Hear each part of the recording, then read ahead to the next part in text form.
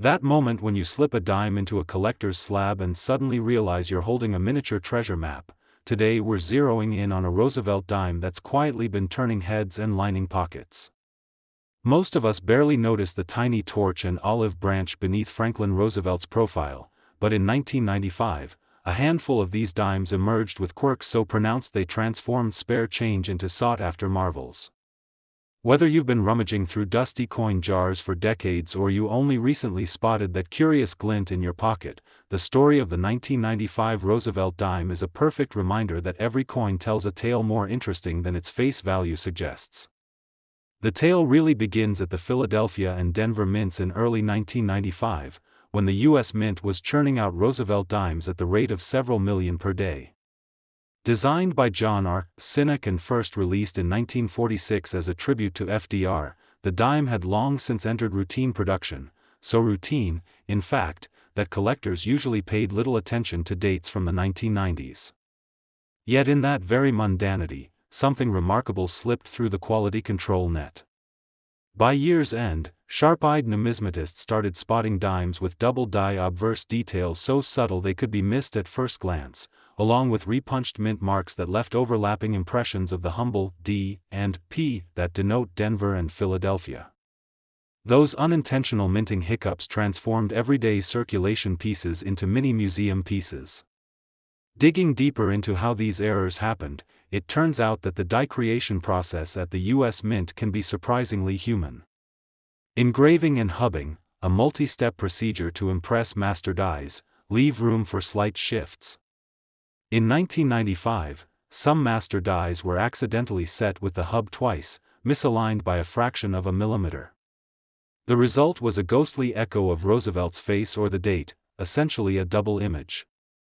Even more intriguing are the repunched mint marks. Instead of the machine stamping the D or P once in perfect position, an operator or mechanical hiccup caused it to land, then shift, then land again.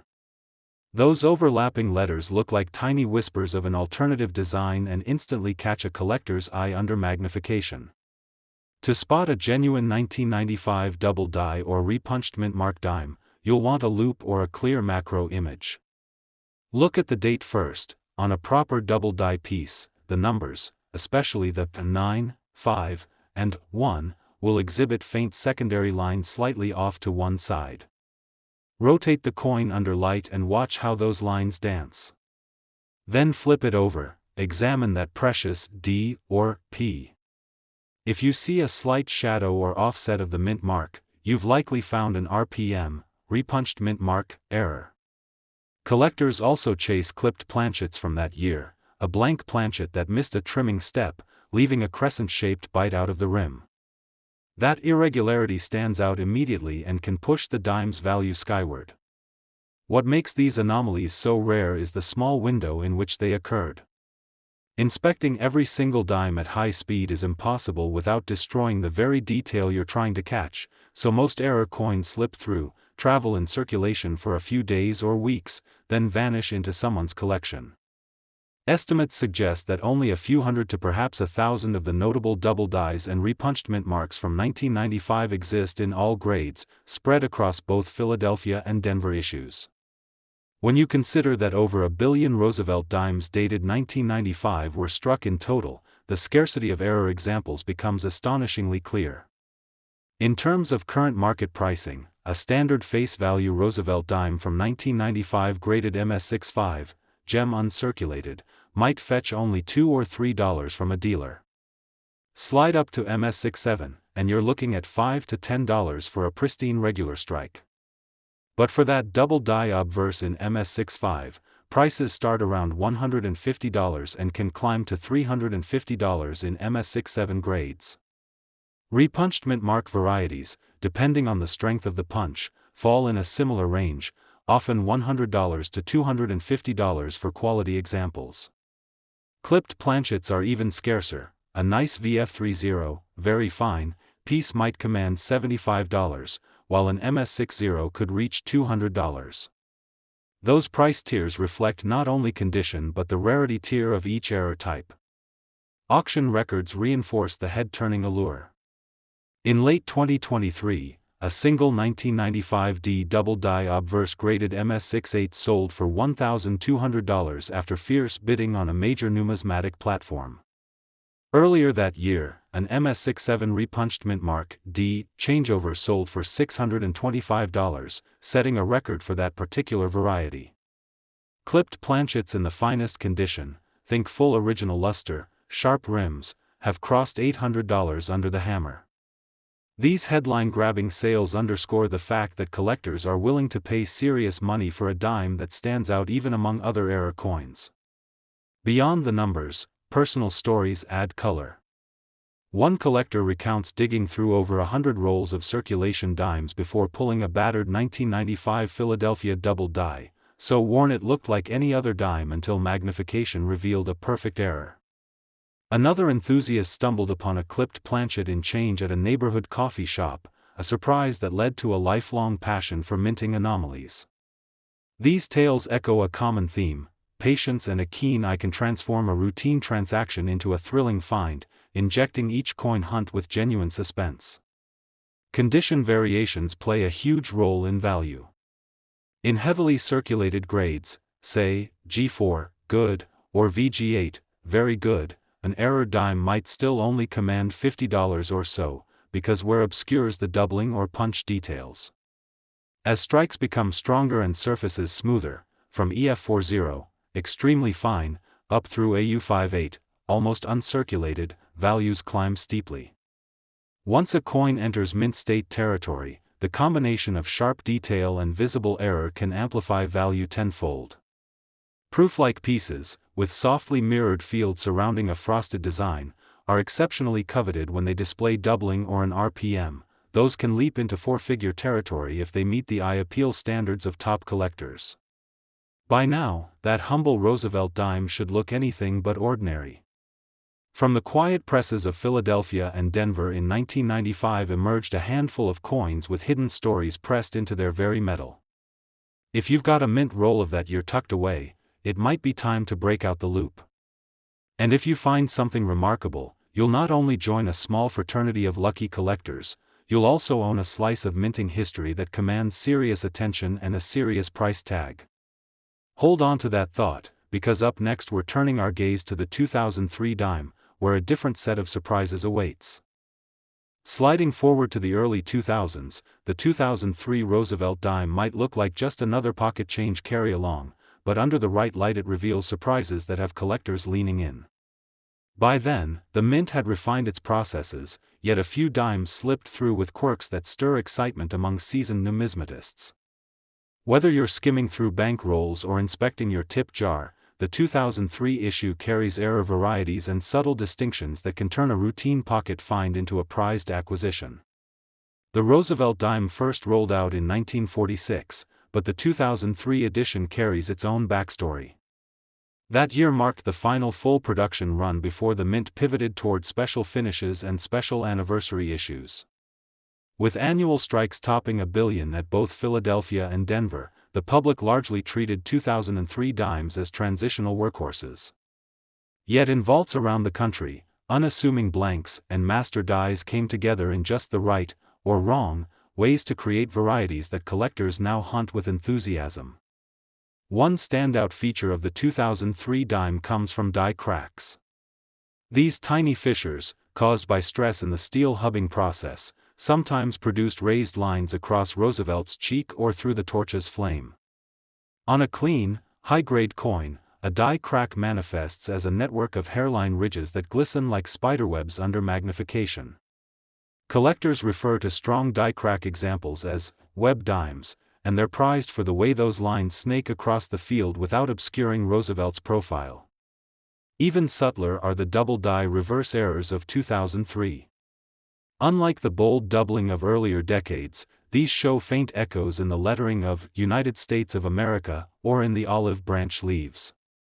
A brief hesitation during hubbing left tiny ghost images that only a trained eye or a camera macro will catch.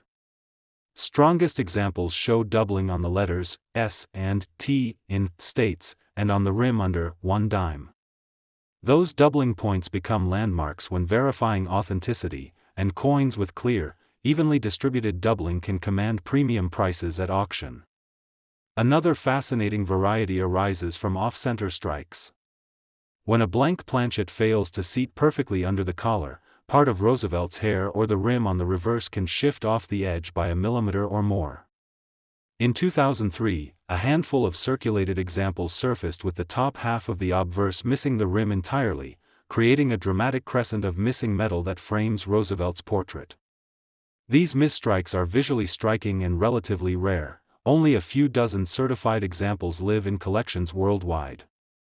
Looking at the broader market, standard 2003 Roosevelt dimes grade MS65, mint state, typically sell for a few dollars apiece, often less than $5 for flawless examples with full mint luster.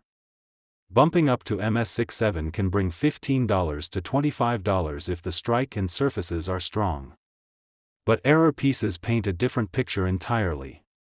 Web-type die-crack dimes in lightly circulated grades, EF40 to AU58, trade in the $30 to $60 range depending on crack severity and eye appeal. In mint state, those same cracks can push values to $100 plus, especially if the crack pattern is bold and spreads across both obverse and reverse. Double die reverse errors tip the scales higher. VF20 examples with just a hint of doubling start around $50, while crisp AU50 coins climb into the $150 to $200 territory. MS65 specimens with strong, even doubling frequently sell for $300 to $450, and auction records show MS67 pieces reaching $600 or more when bidding wars ignite. These premiums reflect both rarity and collector demand for coins that display clear die characteristics without surface distractions. Off-center strikes embody another tier of value. Coins off by just 1 to 2 mm sell for $50 to $100 in AU50 grades, but dramatic strikes, those missing large arcs of both obverse and reverse, can soar into four-figure territory. A 2003 P dime off by 50%, graded AU58, fetched over $1,200 in a 2024 specialist auction, underscoring the power of sheer visual impact and scarcity in the misstrike market. Behind these numbers lie memorable stories. One collector recalls discovering a brilliant, uncirculated 2003 web dime lodged in an old cash register at a fast food joint. When under the loupe, the crack pattern formed a near-perfect starburst radiating from Roosevelt's ear. Another numismatist tells of trading a common date Morgan dollar for a tight set of 2003 double-die reverse dimes, only to learn later that one of the dimes in the lot graded MS66 and sold at auction for nearly $1,000. These anecdotes highlight how patient eyes and a willingness to look beyond face value can yield astonishing finds. Condition influences value dramatically. In low grades, G6 or VG8, die cracks and doubling may be too faint or worn to excite bidders, and prices hover near $30 to $40 for those with subtle features. As coins ascend to EF45 or AU55, details sharpen, surfaces smooth, and error characteristics shine without distraction. Die-crack coins in these grades often command double or triple the value of their worn counterparts. Once you cross into mint state, full mint luster acts like a spotlight, making the crack web or doubling ghost stand out against gleaming fields. Those coins routinely fetch premiums of 2 to 4 times over mid-grade examples. Proof issues add another layer. Though 2003 proof dimes were produced primarily for coin sets, a handful reached circulation via agency pay and retail spending. These proof-like dimes sometimes exhibit mirror-like fields contrasted by frosted relief. In rare cases, proof dies used on business strike planchets produced cameo-like contrasts, and these are exceptionally sought after. A proof-like 2003 dime with a light die crack can sell for $500 in PR64 condition, with PR67 examples eclipsing $1,200 at specialist auctions. Beyond technical lingo, what really fuels the hunt is the thrill of turning up a 2003 dime with a story. Picture sifting through rolls during a drive-through run and finding a tiny emblem of minting mishap nestled amid blue-chipped wrappers. That moment when you realize you're not holding just a dime but a piece of mint history, still crisp, still perfect, still waiting to be authenticated and maybe even turned into a headline sale, is what keeps collectors enthralled. And with the 2003 dime, there's a rewarding depth of variety. From delicate hairline cracks to whisper-thin doubled letters, each coin tells its own chapter of how the mint's machinery and materials sometimes dance out of step.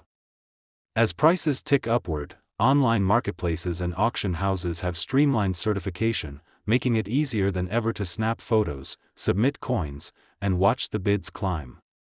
Even so, the core appeal remains the same: a chance discovery, a gleam of metal under bright light, a momentary pause before the collector's heart skips.